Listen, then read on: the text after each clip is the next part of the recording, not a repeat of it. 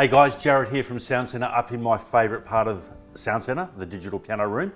And today I'm here with, now don't get confused, stay with me here. This is Jarred from Kawai. Hello, I'm Jarred from Kawai. Yeah, I've had a bit of a think about how we could sort of differentiate between the two of us. So we've gone for different coloured shirts. Well, that'll work. Yours says Kawai, mine says Sound Centre. That's fairly obvious. Maybe we should swap. Yeah, what's not obvious is that Jarred's a little bit younger than me.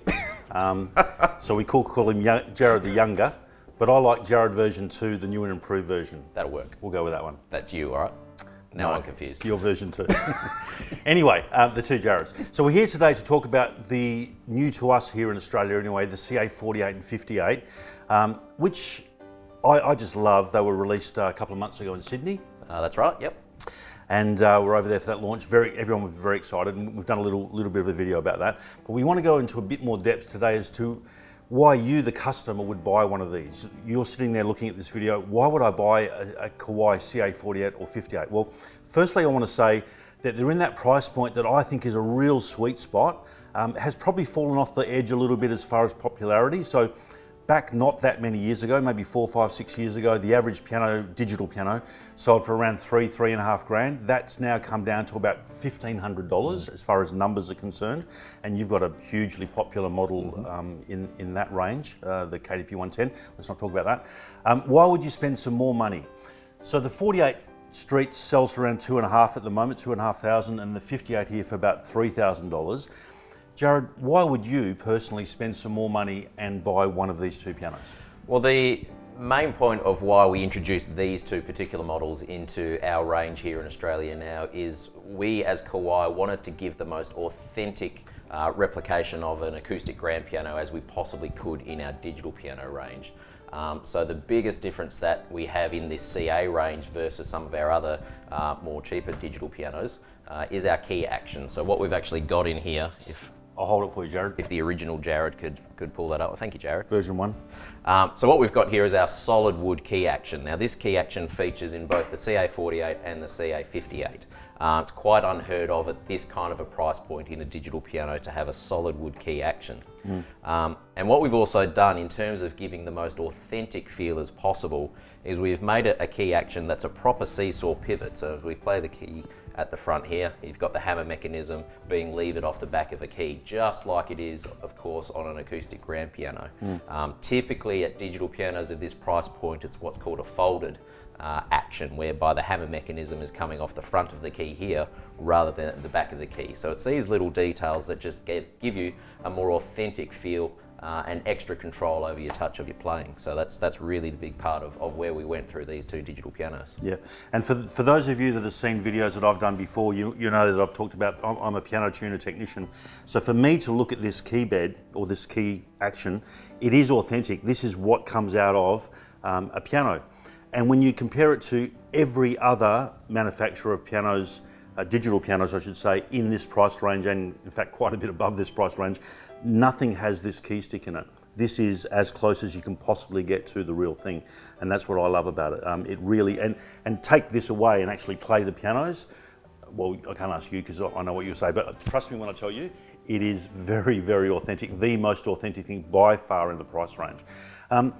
Jarred, just briefly, why do you think having a wooden key stick, which the other pianos don't have, as you know, why do you think that's important?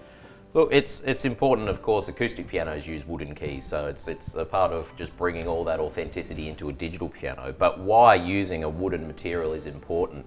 Of course, wood and timber is a bit of a malleable material, so as opposed to plastic, which is quite jarring as you play, the wood has actually got some absorption properties to it. It absorbs some of that energy out of your hands as you play. It's quite a comfortable, natural experience. So it's just part of being as authentic as we can to our acoustic pianos. A bit like how I was just thinking when you were saying that, you know, I was thinking back to the days that maybe you're playing cricket in the backyard, yes, or down the beach or whatever, and using one of those plastic cricket yeah, bats. I remember those, and Remember you that? sort of smash the ball with that and it just jars straight into your hand, and I feel that. But yeah, think of hitting a nice solid cricket ball with a nice wooden kookaburra cricket bat. Yep. Such a nice sound, such a nice experience. There's some absorption in the bat, just the same as playing piano using wooden keys. It's absorbing some of that energy out of your hands, and it's a really nice comfortable experience. Yep, absolutely.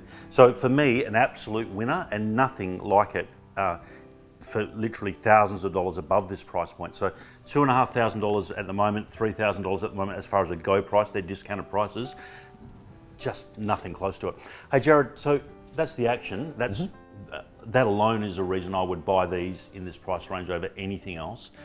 What about the sound? Because feel, very important. How does it sound compared to? So sound is of course the other most important aspect. We hear feedback from a lot of customers that what they're always after is just which one feels the best. We've covered that. Which one sounds the best, or which one sounds the most authentic. So in both of these pianos, we've sampled our top of the line Shigeru Kawai SKEX concert grand piano.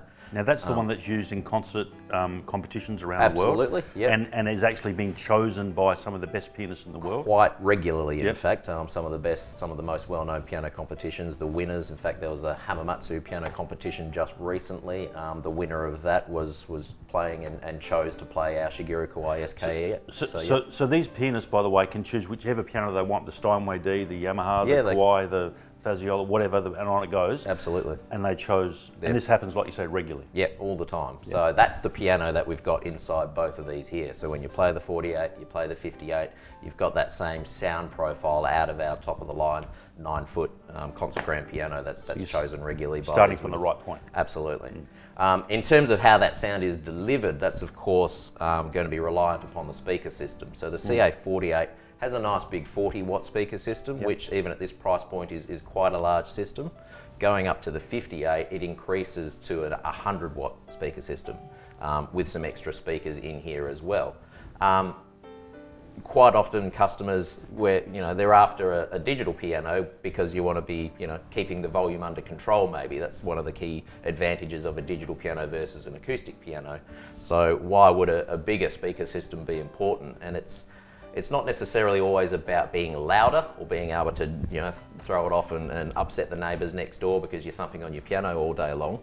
But it's about having that extra room to be able to have the dynamic range and have a lot more control over your tone and over your playing. Being able to get those really soft notes with some really great detail in them, all the way to triple forte with a big, booming left-hand bass note. It's giving you that extra dynamic range the bigger the speaker system is. Yeah, look, I always say to customers, when you buy a digital piano versus an acoustic piano, and that's a different discussion, but acoustic pianos don't have volume controls.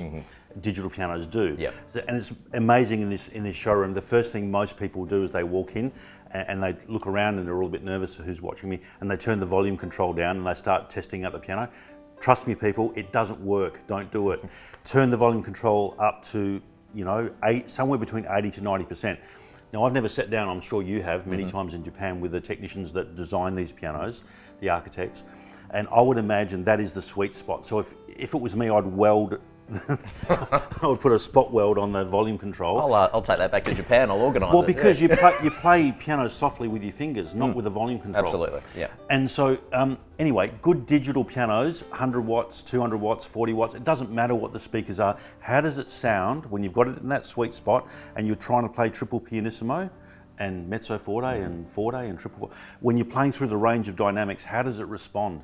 And well, maybe you can tell us, what do you think? I think both of them, and in fact, and especially the 58 with that speaker system, but the 48 as well, you get a lot more control over your playing. So that combined with that action, it's the perfect recipe to really control your playing, just as you would expect out of an acoustic piano. Yeah. So that's what I found with the 58 over the 48. I can actually play that, and not a player like anywhere near like you, but I can control it in pianissimo mode better than I can the 48. Yeah, absolutely. And you go, well, but hang on, it's got 100 watt speakers, but you can play it more quietly. Yeah, it kind of messes with your head a little bit. You think it's bigger wattage and it's bigger speakers, but it gives you a lot more control, particularly in the quiet passages. So if you're a painter, for instance, this has got a bigger palette of colours. Yeah, you can put it that way. Absolutely. Yeah. What a good way to put it. Well, you can use that one. All right, I'll take that.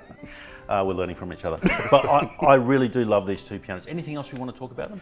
Look, there's they have all the similar features that you would expect out of any digital piano, really, being able to choose different sounds, some string sounds in the electric pianos. They all kind of do that, built-in metronomes, all that sort of thing. Oh, this has got rhythms, hasn't it? Has got some drum rhythms built in, yes, correct. So almost like an extension to the metronome, but it's a little bit more fun to play along with the drummer. You've also got some more recording options over on the 58. You can plug a USB drive in and do WAV file or MP3 recording. But they both have Bluetooth MIDI. Pretty much all of our Kawai digital piano range have Bluetooth MIDI on board, so you can connect them up to your iPads or your tablets and use all sorts of apps that are out there. So we have that on board. So you could do your recording off if you had an iPad off your GarageBand yeah, or whatever anyway, so it doesn't really matter, does it? That's right. So yeah, but yeah, what the most important things that we've gone for in these two pianos is, of course, that authentic experience as you could possibly have out of a piano. Yep, thanks, Jarred. Guys, for me, and I know he's obviously going to agree, but for me, in that $2,500 to $3,000 price point, these are the two hot pianos. If the money was in my pocket, if you were my brother or my sister, I would be telling you these are the pianos that you would want to make a beeline to, because they are currently the cream of the crop in that price range.